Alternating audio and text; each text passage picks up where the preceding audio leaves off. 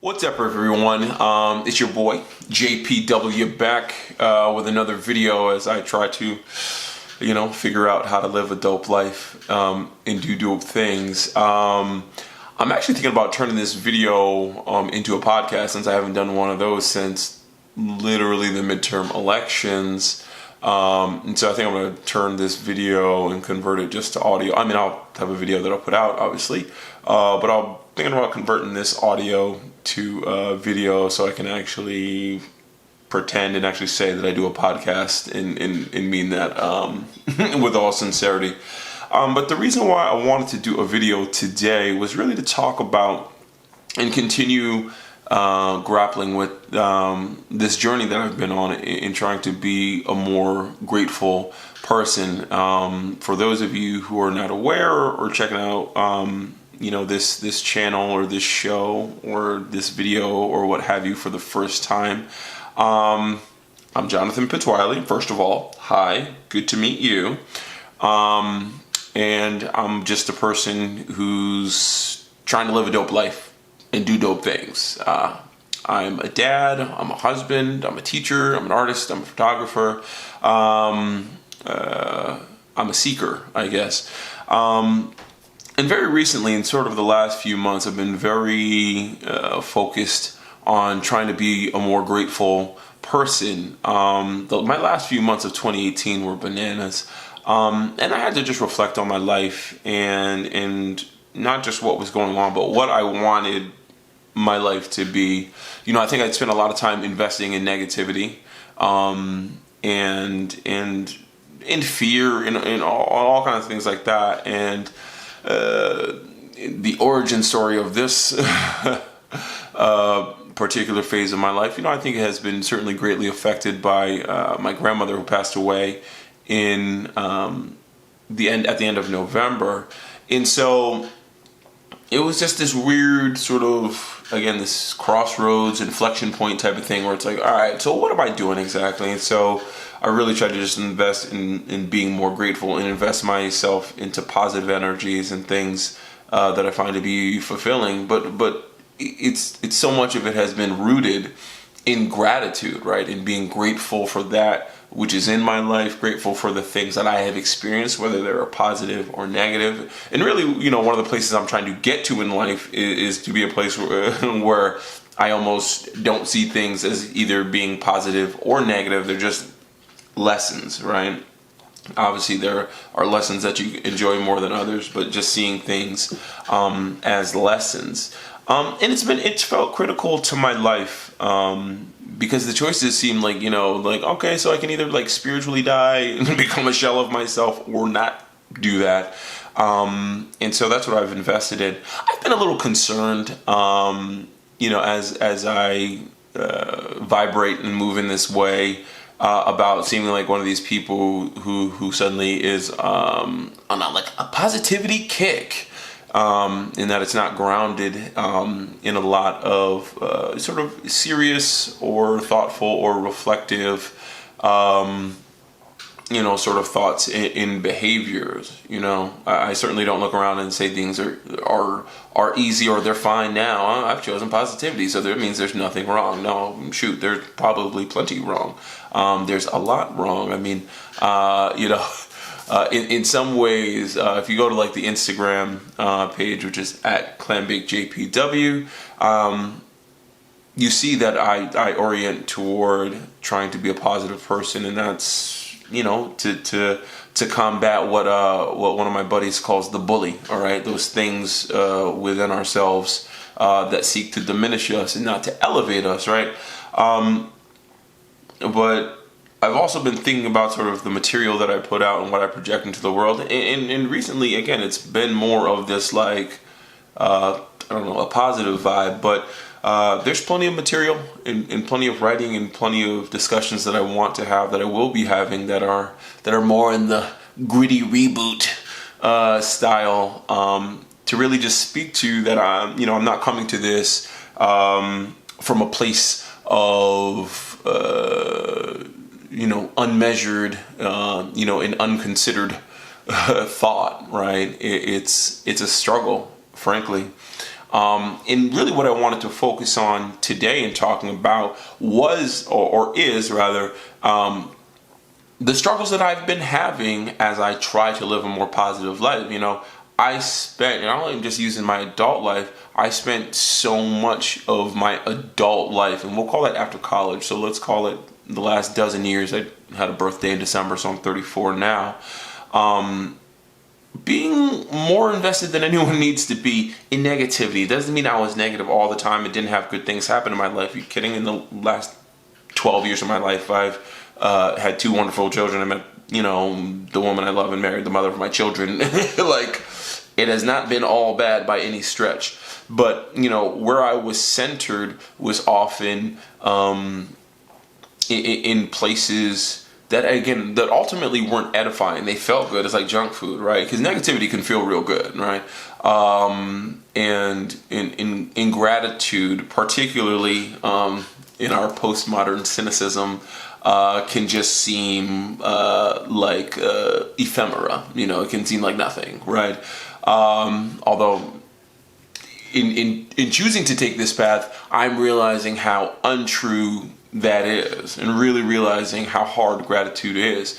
And in a certain way, let's call it December of 2018, and I sort of decided that I wanted my life to be different in a certain kind of way. A lot of great things started happening. I started investing in things that I really care about, and photography, which is huge. Again, for if you've seen this, if you've seen my Facebook page, or if you've seen the Instagram, or if you just know me, which is possible too. Photography has brought some wonderful things to my life, and I've lived a fortunate creative life to this point, being the son of artists and growing up in that. But this is something that's sort of new, and I'm discovering, and I've been so grateful for all the things that it has revealed to me on a practical level, what it has done for my spirit, what it has done for me philosophically, and also what it has done for me in my interactions with people. I won't say that, photography reinvigorated my belief in people, because again, I get to work in theater, so I get to see a lot of the greatness of people all the time. But there's something about being able to be a student and to learn and to do these things that has been entirely gratifying. But circling back to the issue of gratitude, I've hit something of a plateau recently. I was talking to my wife about this, I was talking to some of my buddies about this, and that I haven't felt especially grateful, and I think some of that is going through the winter doldrums, and it's a bit of a challenging stretch at work and things of that nature, and so I think there's something of a plateau where it's like, okay, so first you've decided, like, yo, all right, I'm gonna change my life, boom, boom, boom, boom, boom. You start doing that, and it's great, and it's that first initial high, of sorts. But then it starts to level off, or you get used to it and have to reach another plateau. And figuring out how to reach that other plateau has been somewhat challenging. And a lot of what I have deferred to is just being more intentionally grateful, especially on days when I actually don't feel like it. Because there's a cyclical nature to gratitude, and I would offer that it's most important when you're not feeling it, because if you're doing it honestly, even if you're not feeling it, but you're like, I need to do this, if you're having sort of a discipline about your gratitude as opposed to a motivation, and there's plenty of people who've said this before, but there's sort of this notion that motivation is crap, and I kind of tend to agree with that. Because you're not going to be motivated every day. You don't control your motivation. Some days you're going to feel up and you're going to be with it, and then other days, whatever will sort of conspire to keep you from feeling motivated in that same way. Now, obviously, there's probably some hyper-motivated people for whom this is not the case, but I think for most people, your motivation is not peaking at all times. You don't control that, but you do control your discipline, right?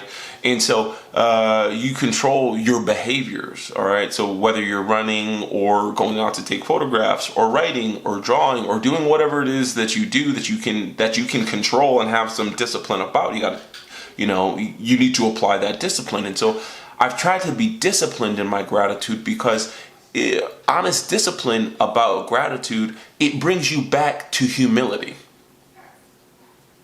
it brings you back to humility, right? And I think what I have found most gratifying about the last couple of months in this decision to be like, no, I gotta just be different about how I'm being about certain kind of things, is the opportunity to be humbled, which might sound odd on a certain level, but it is in humility where you often learn your greatest lessons. And that's one of the great things about this journey for me and what photography is doing, because I just don't know so much. I have an interest. I think I have a measure of ability and potential, but I'm very much a student, in being grateful to and for the people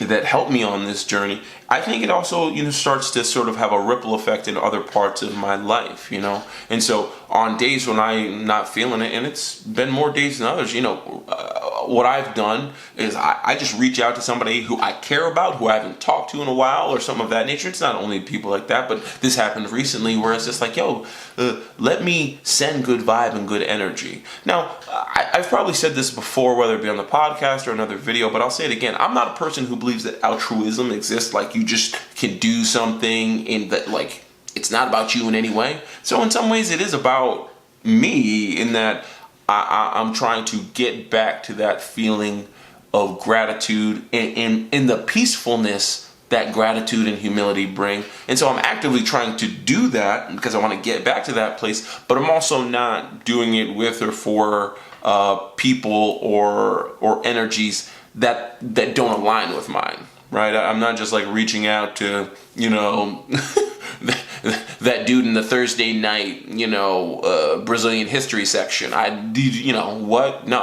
These are people that I care about, and people who I feel lucky to know, who I feel bring such, great value to my life. And so that's what I've been really seeking to do, to re-engage with and do things that demand humility. And it's funny about the demand of humility and this plateauing in trying to push and reach levels. And again, a lot of this circles back to photography and because it's a tangible thing. It's something that I'm seeking, pursuing, that I'm learning about.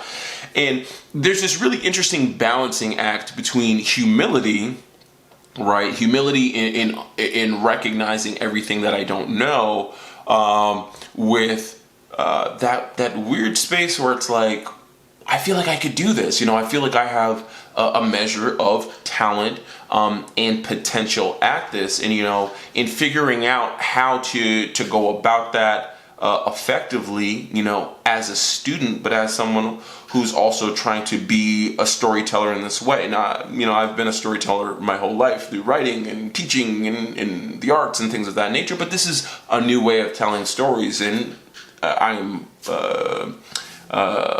humbled and being humbled by it constantly. With that said, I certainly look through and I look at these people that, I respect and admire, and people who help me, people who actually take their time and help me and use their expertise in what they know to bring benefit to my life. And, and I would say, like, beyond, I can't project onto, what they get out of it. Maybe they get out of it the same thing I do, in the sense of when I am disciplined about my gratitude, or when I try to show love or be a positive energy, to be a light bringer, okay? And that's a very big part of this journey as well. Some of it, again, I apologize for repeating some of these things, but I think that they're important, especially if you have no idea who I am. So much of my educational life has been centered around these notions of truth and light, right? In high school, the motto was Veritas. For college, it's Lux et Veritas. And then where I work now, it's for the honor of truth. And it's in where I work is a Quaker school. And so, the testimonies and the inner light, right? And so the notion of light is so important. And for me, the notion of being a light bringer is so important. And so again, as I try to try to bring light in a variety of ways, in all the ways that I possibly can.